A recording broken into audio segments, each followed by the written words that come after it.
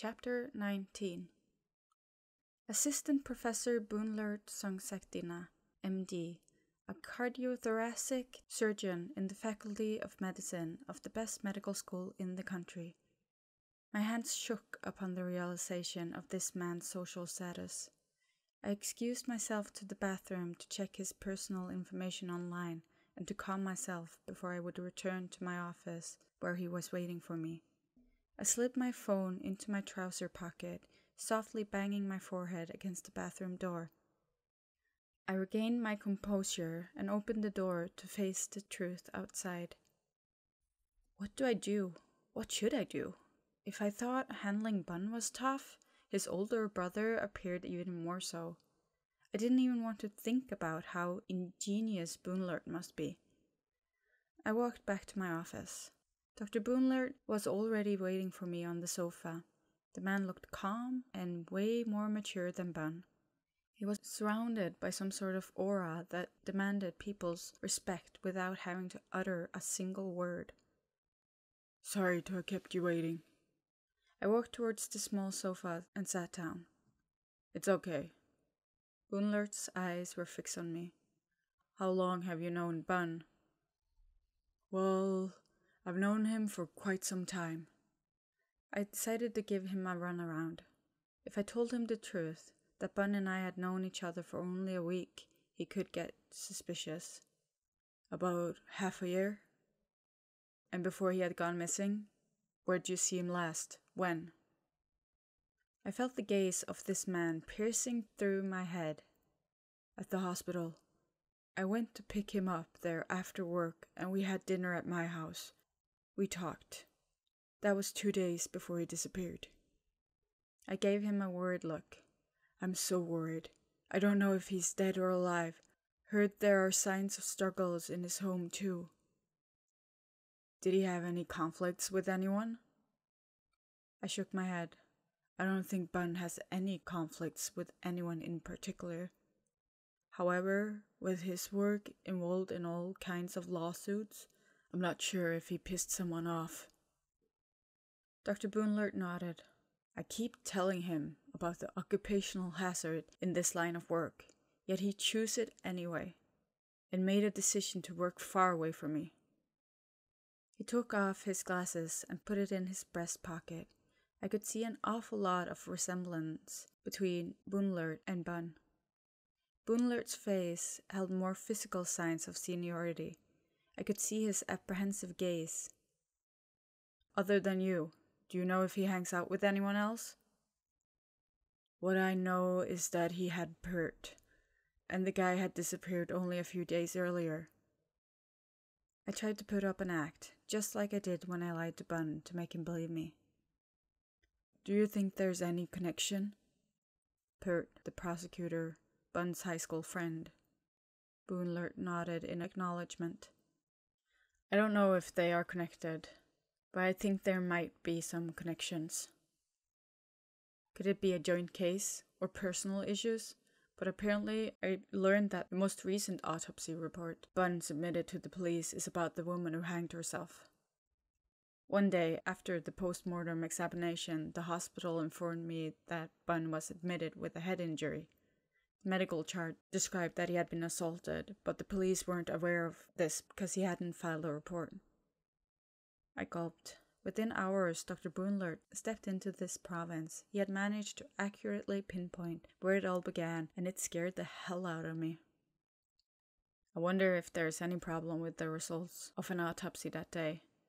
I've asked an investigator, and he told me that manner of death was determined as a suicide.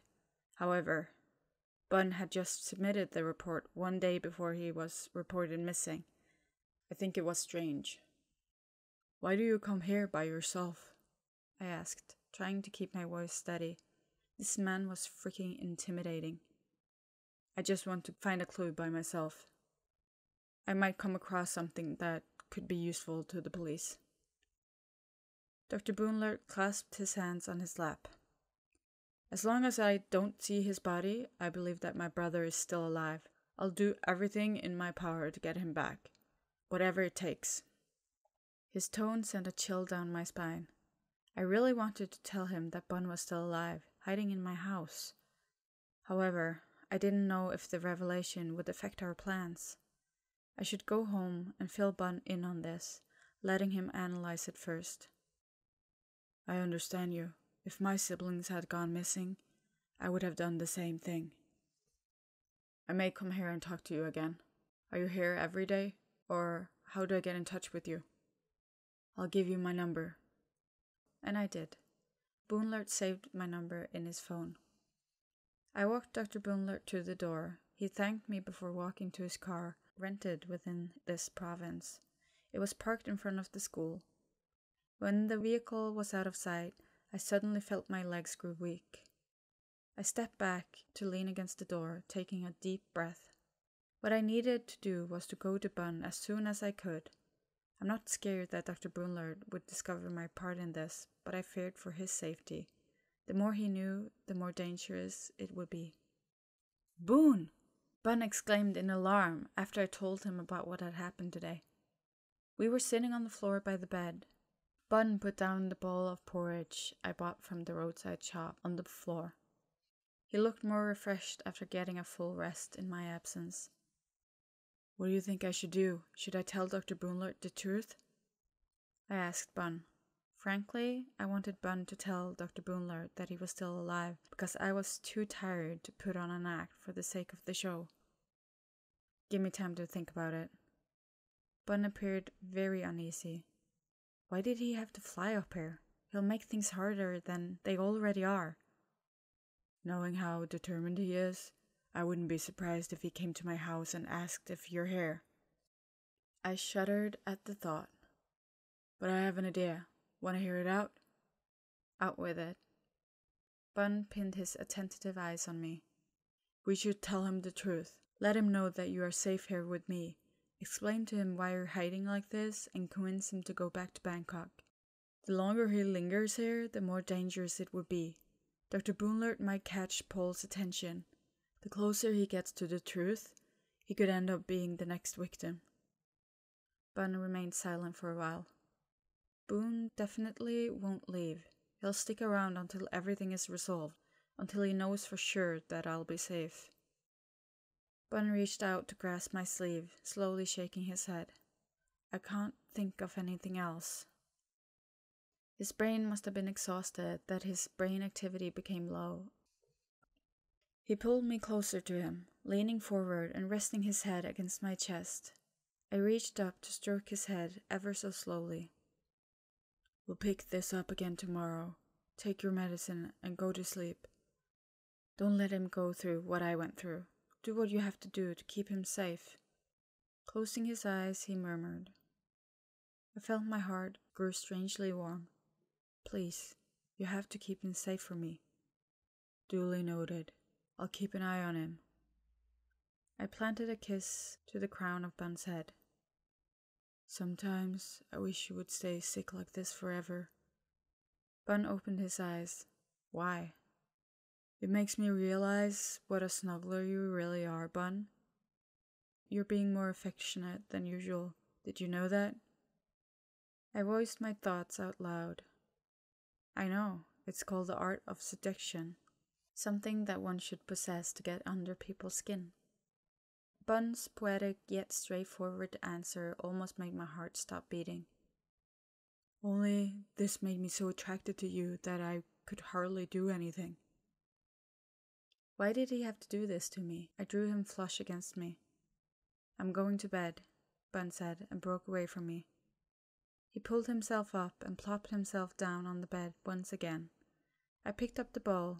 Bun ate only half of the contents in it, but that was enough to put my mind at ease. At least the food reached his stomach.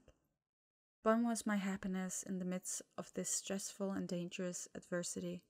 The happiest moment of the day was when I came home from work to see Bun still sitting in my room. He didn't go anywhere after all. I hurried to my bedroom after I washed the dishes. I took a shower, putting on my pajamas and turning off the lights. I sauntered back to the bed in which someone was lying, completely still, breathing evenly. Bun must be asleep. I lay down beside him, staring at his back in dim light. Have a good night, darling. The word I wanted to say to him the most escaped my mouth softly.